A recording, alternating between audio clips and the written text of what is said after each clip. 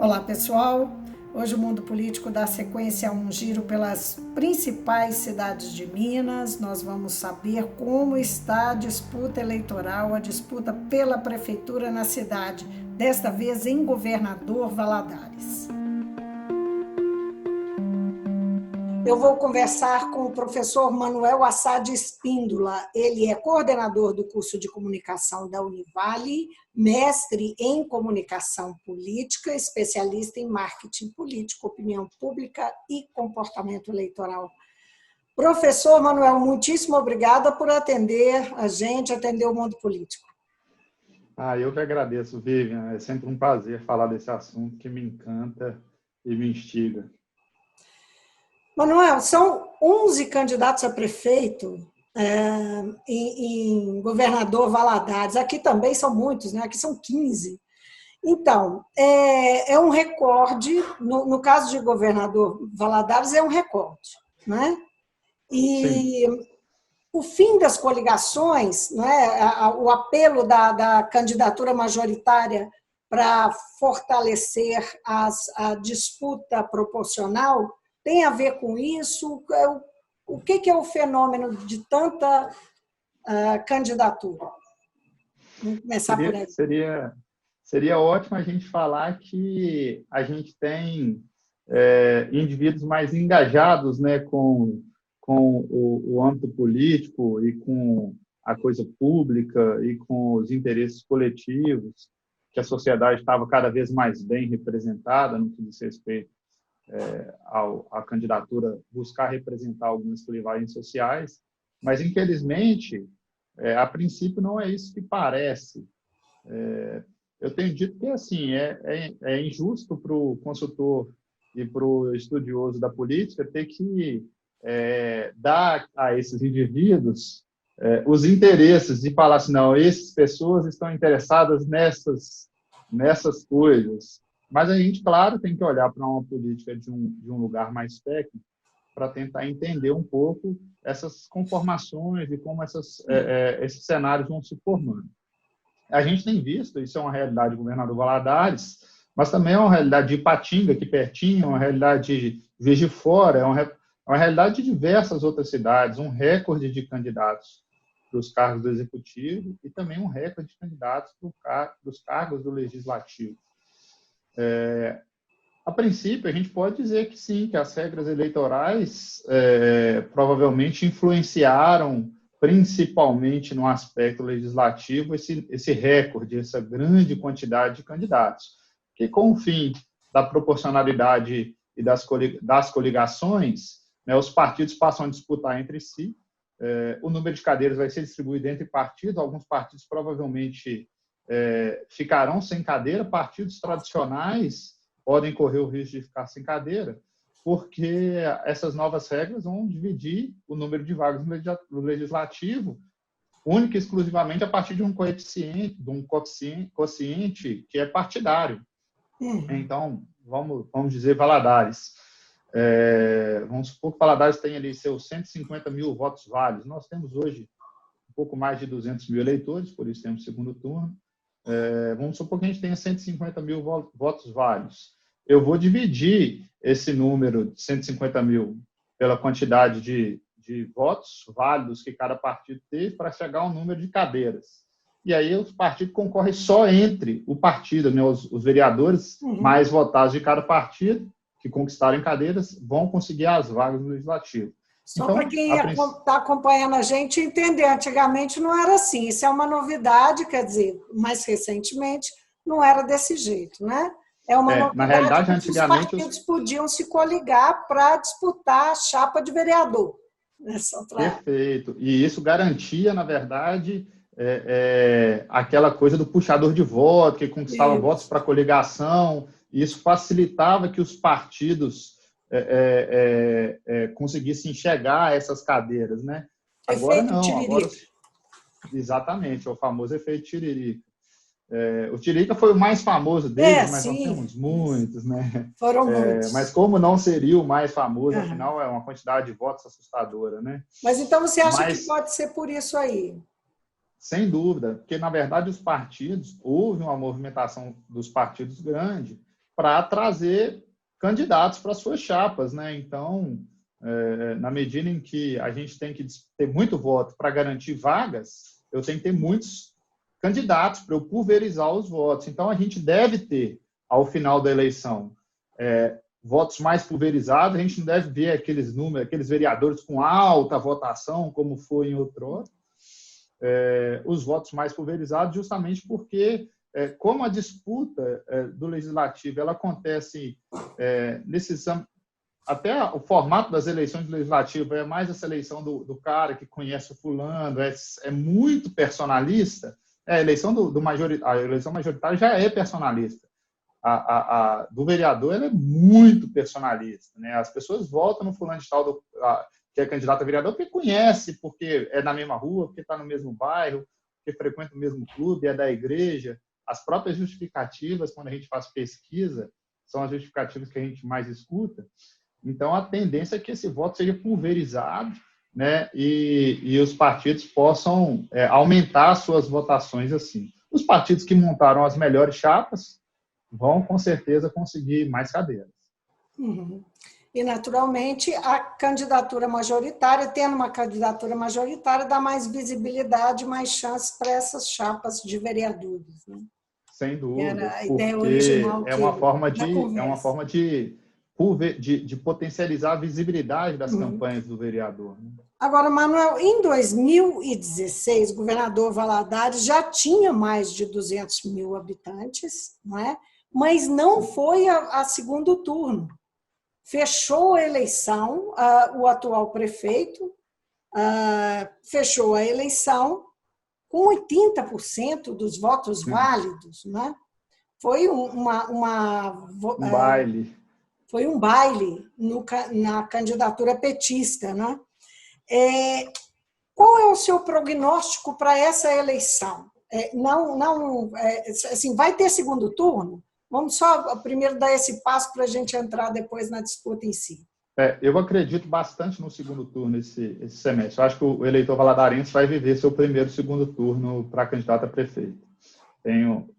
Se eu errar, eu vou errar assim, por um desvio muito grande de possibilidades. Mas o que indica isso?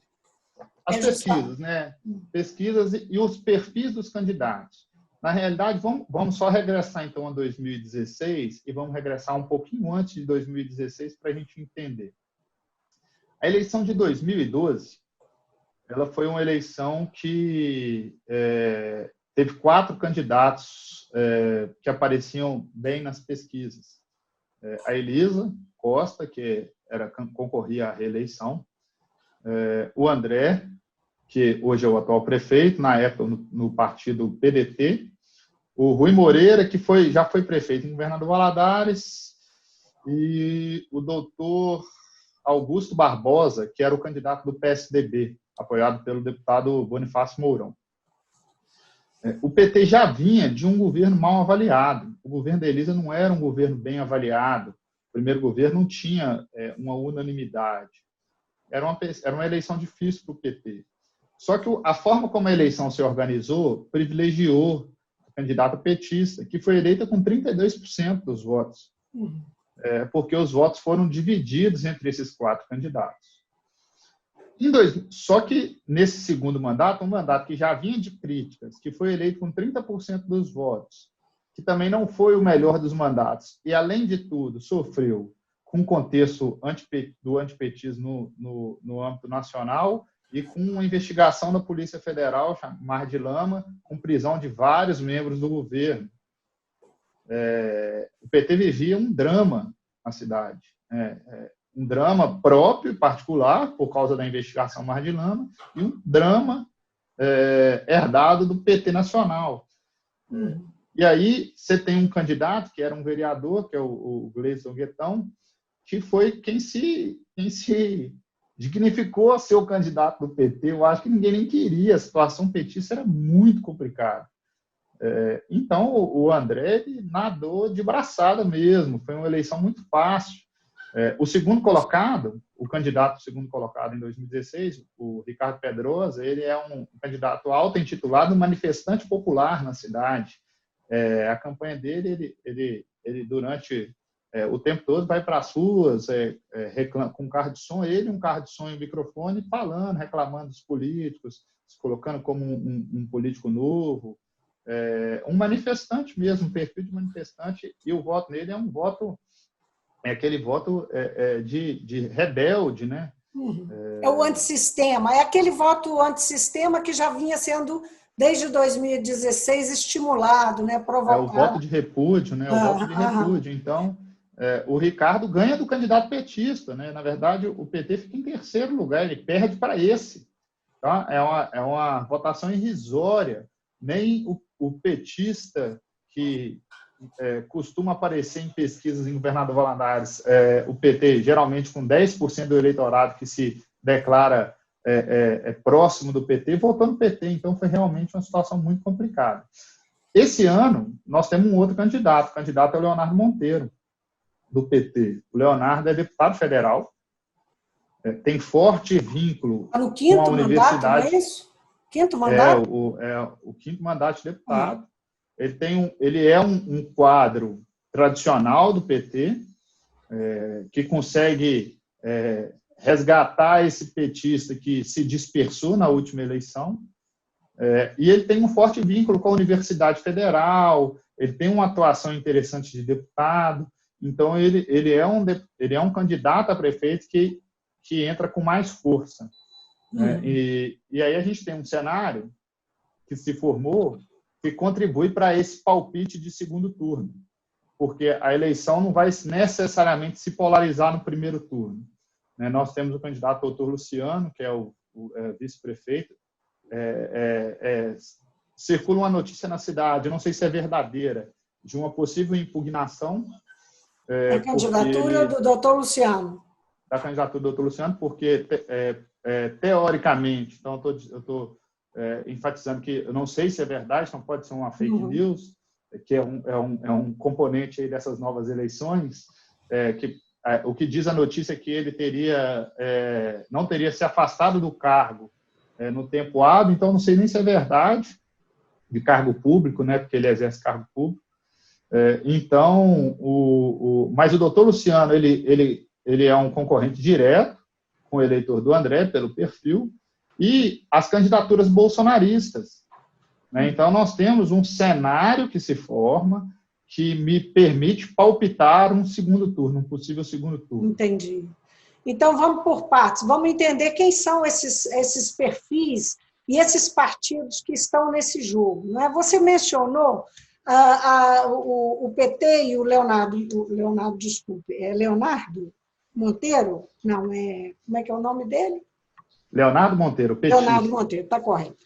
Então, o Leonardo Monteiro, que é um sindicalista, né, uma figura histórica do PT de Governador Valadares, ele não pode ser, de novo, alvo de um antipetismo? Como é que você vê a perspectiva desse antipetismo ressurgir com força nestas eleições? Como é que é o humor, né, do valadarense em relação a essa questão? Na realidade, essa é uma outra aposta que eu faço com muita tranquilidade. Na medida em que a campanha do Leonardo ganha força, a narrativa antipetista também ganha. E, na minha opinião, a polarização da política hoje caminha nesses dois polos, muito mais do que no polo partidário, né, do PT com o PSDB ou do PT.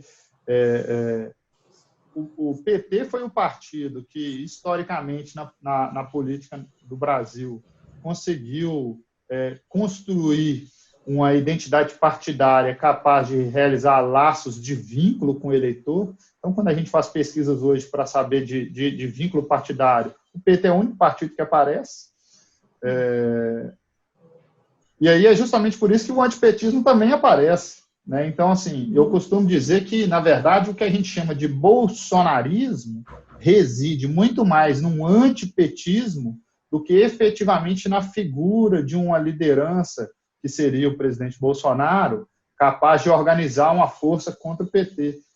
Essa força que está reunida no entorno do Bolsonaro poderia estar reunida no entorno de outra liderança que demonstrasse força para combater o petismo. Então, assim, essa narrativa antipetista, ela é muito forte e é possível que ela seja mais forte do que a própria narrativa petista, por tudo que foi construída, e construída pela mídia ao longo dos anos, construído por todas as graves denúncias de corrupção dos governos petistas no âmbito nacional. Então, a narrativa antipetista é muito forte. Como Leonardo é um quadro petista tradicional, é muito possível que esse movimento antipetista cresça na eleição valadarense, sim. Agora, PSDB, você diz que é muito mais entre forças polo, né, que vão polarizar entre si, do que partidos. Mas, de fato, coincide que de um lado está o PT, do outro o PSDB. Você está colocando aí a possibilidade de entrar ainda em cena um egresso do PSDB, que está no PSC, que é o doutor Luciano, e, por último, você citou o candidato do PSL, que é um coronel reformado da PM, não é isso? Hélio Lacerda, isso. Coronel Hélio Lacerda. Coronel Hélio Lacerda. Bom, no caso do PSDB, 2016 foi uma situação que o PSDB se beneficiou muito, porque ele não foi alvo da Lava Jato, ele estava numa situação confortável. Logo depois disso, em 2017, estoura um escândalo envolvendo Aécio Neves e outros integrantes, outros quadros do PSDB. Como é que isso pode afetar? Porque o antipetismo é um fenômeno nacional. Como é que essa história nacional do PSDB pode ainda, se pode, na sua opinião, reverberar na disputa, que coloca aí, até o momento, o prefeito está na liderança. Não é isso? Aí eu vou fazer vou voltar um pouquinho na história de novo. Antes disso, é importante pontuar que há no Brasil uma grande tendência de personalismo na política, né? Os eleitores tendem hoje a se espelhar e escolher as pessoas em detrimento das instituições. Então, o partido acaba perdendo ao longo dos anos a sua função lá de representar as clivagens, e os eleitores passam a escolher as pessoas. Eu consigo enxergar isso aqui em Valadares de uma forma muito clara, se a gente voltar no tempo um pouquinho. Em 2012, nesse cenário que eu coloquei, que a prefeita Elisa foi eleita com 32% dos votos, o segundo lugar foi o André, que era um desconhecido na época, primeira candidatura, nunca tinha concorrido a cargo público, fez uma bela campanha, surgiu bem abaixo nas pesquisas. O Rui Moreira, que era um antigo prefeito, uma figura conhecida na cidade, chegou a liderar a corrida durante muito tempo, mas o André vai galgando ali as posições e consegue terminar a eleição em segundo lugar no PDT. O André migra para o PSDB pós-2012 e em 2016 concorre à prefeitura pelo PSDB. Mas essa organização partidária está muito mais vinculada, pelo menos na minha forma de ver, à forma dos partidos na cidade se organizar e das forças daquelas lideranças que coordenam os partidos, do que pela própria capacidade do partido de aglutinar em si eleitores. O André, ele traz junto com ele para o PSDB os votos que ele teve em 2012. Ele surge como uma nova força, como uma novidade na cidade, como um nome que não carregava consigo máculas, né? Ele vem como uma outra via, ele surge como uma terceira via e vai se tornando muito rapidamente a primeira via. E na eleição de 2016, o PT já muito fragilizado, todo mundo se organiza no entorno do André, porque todas as pesquisas mostravam que o André estava eleito, né? Antes da pesquisa, na verdade, em 2016 a gente precisava ter feito a eleição em Valadares, a gente podia ter dado a chave da prefeitura para o André. Era o que todas as pesquisas mostravam antes do processo eleitoral começar. Então, justamente porque lá em 2012 o André surge como um nome capaz de combater o PT, justamente por ter crescido, por ter ficado em segundo lugar, por ter assumido uma narrativa antipetista. Então, quando ele vem para o PSDB, é o André, não é tanto o PSDB assim. E ele não vai ser atingido? Você acredita, então, que ele não vai ser atingido? Não, então, ele tem uma situação confortável. Sim, eu acho que isso. o André divide voto.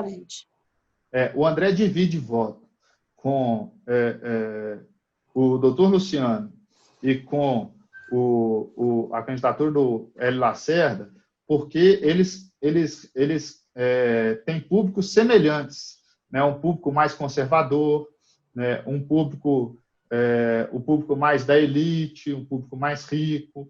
Então, se a gente for olhar para as clivagens sociais, entender que elas se comportam eleitoralmente de forma diversa e tentar caçar perfis desses eleitores, a gente vê que esses candidatos acabam concorrendo em algumas clivagens. Né? Eles não competem, por exemplo, com o voto da esquerda. O voto da esquerda é do Leonardo.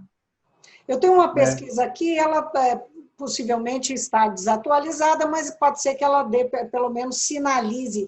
Ela foi feita em meados de agosto. Quer dizer, ela tem mais de um mês que foi, bem mais de um mês que foi realizada, né? Mas ela indicava o André Merlo, né? Merlo? Isso. Com 20,37%.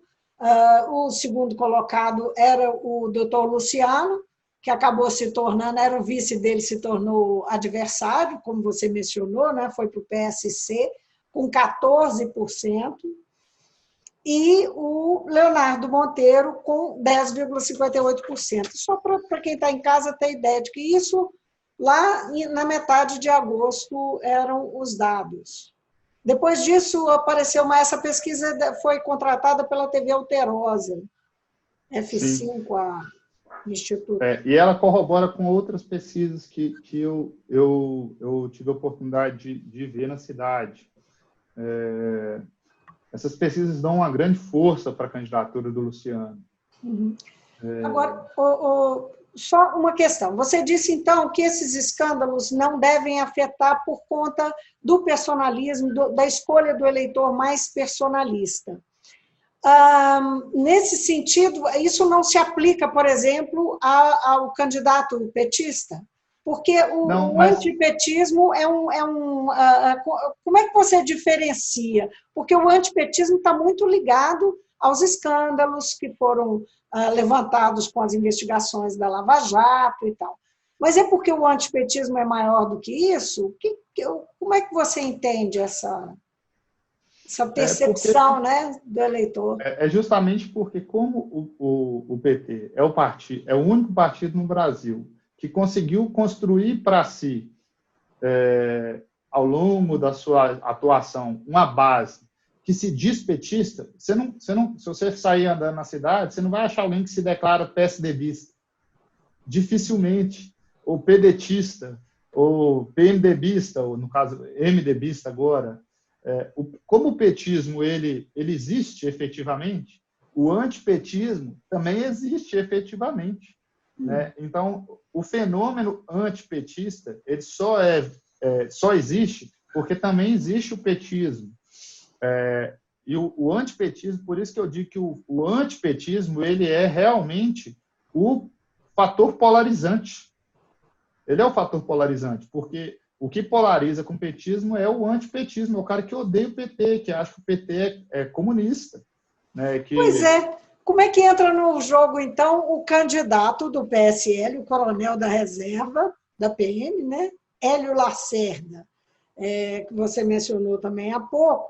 Ele é identificado com o bolsonarismo, ele com o Bolsonaro e o bolsonarismo, como é que ele é visto? Né? Porque ele é digamos, um representante de forças de segurança, né? Mas tem um outro também. Tem um coronel, tem um delegado da Polícia Federal, que também são candidatos. Né? Na eleição presidencial, a gente não tinha esses grupos organizados na cidade. Isso é uma novidade na política local, assim como é novidade na política local de quase todos os lugares. Eu tenho acompanhado a campanha em Patinga, eu tenho acompanhado em alguns outros lugares, e passam a existir essas forças que se intitulam bolsonaristas. O Coronel Lacerda ele foi candidato a senador, ele foi o candidato ao Senado pelo PSL. Então, assim como... E aí Valadares teve o deputado Sandro, Coronel Sandro, que foi candidato no grupo. Então, você tem lideranças militares que se reúnem, né, na figura do Bolsonaro, que se intitulam bolsonaristas. Curioso que, por mais que Valadares tenha um número, quando você pergunta em pesquisas se declara bolsonarista, um número que se declara bolsonarista alto, esses eleitores não votam, a princípio, nas pesquisas no Hélio. Mas porque ele é pouco conhecido, mesmo sendo candidato, ele foi candidato ao Senado, ele deve ser razoavelmente conhecido, não? Mas ele nunca tinha sido candidato a nada. Então, assim, a política tradicional ela ainda é importante. Vira e mexe, vão surgindo novas lideranças. Assim como surgiu, por exemplo, o próprio André. Mas se você faz uma pesquisa, os nomes mais conhecidos na cidade ainda são aqueles nomes tradicionais. Ainda vai se falar da Elisa, ainda vai se falar do Leonardo, ainda vai se falar do Mourão, porque são aqueles nomes que estão a cada ano concorrendo, que sempre aparecem de uma forma ou de outra nos pleitos. O presidente Jair Bolsonaro, ele está em alta, com uma popularidade em alta, depois de ter passado um mau momento aí nesse primeiro semestre. E muito se discute, né, 2022 e as perspectivas, em geral, os cientistas políticos colocam ele no segundo turno das eleições de 2022, que ele é o franco favorito. E há uma expectativa de que o bolsonarismo e uma direita mais extremada ganhe vantagem nas eleições e acabe, inclusive, enraizando esse tipo de pensamento político. Como é que você vê isso aí, em Governador Valadares? Você tem tem um olhar sobre isso? É possível perceber uma possibilidade de enraizamento desse tipo de pensamento? Né? O eleitor brasileiro é muito volátil, né? Ele é muito dado aos fatos. E uma das coisas que é interessante ver é justamente a força que a imprensa tem na esfera política, né? A imprensa ela consegue, por N fatores, influenciar o comportamento do eleitor. E, inclusive, eu, como profissional de comunicação, digo com muita habilidade que esse é um papel da imprensa mesmo. A imprensa tem que fazer isso, não, claro, de forma intencional, mas dar publicidade aos fatos políticos, né? Os bons e os ruins. E o eleitor é muito volátil. É muito difícil a gente fazer uma previsão para 2022, justamente porque muitos fatos ainda podem rolar, né? Mas, se a gente for olhar para todo mundo, a gente vai ver que há uma tendência na política de conservadorismo. Isso aconteceu em vários países da Europa, isso aconteceu nos Estados Unidos, isso tem acontecido no Brasil, principalmente em países que tiveram governos de esquerda por vários anos, ou de centro-esquerda, que foi no caso da Europa, né, vários governos de centro-esquerda seguidos. Aí depois nós temos um movimento de oposição a essa força de centro-esquerda. Só que a oposição não vai para a centro-direita, ela vai lá para o outro polo, né? Então, há uma tendência no mundo inteiro. É possível que essa tendência se forte. Na verdade, isso já acontece no Brasil hoje, né?